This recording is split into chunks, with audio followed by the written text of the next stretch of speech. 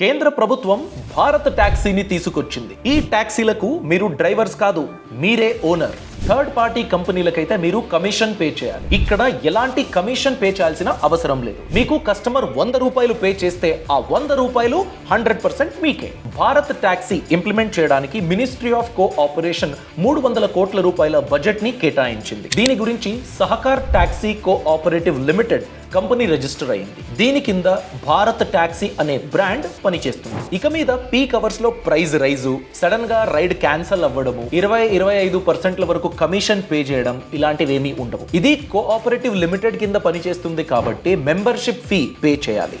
ఆ fee pay చేసినందుకు ఇంకొన్ని ఫెసిలిటీస్ ఇవ్వాలని గవర్నమెంట్ కూడా ప్లాన్ చేస్తుంది. ఈ నవంబర్ నుండి ఢిల్లీలో ఇది పైలాట్ ప్రాజెక్ట్ గా ఇంప్లిమెంట్ అవుతుంది. త్వరలోనే 1,00,000 భారత్ టాక్సీ క్యాబులు ఉండాలని గవర్నమెంట్ టార్గెట్ పెట్టుకుంది. భారత్ టాక్సీ గురించి మరింత సమాచారం పొందడానికి డీటెయిల్డ్ వీడియో చేశాను. ఇక్కడ లింక్ ఇచ్చాను, క్లిక్ చేసి వీడియో చూడండి. బాస్ వాలా, బీ ద బాస్.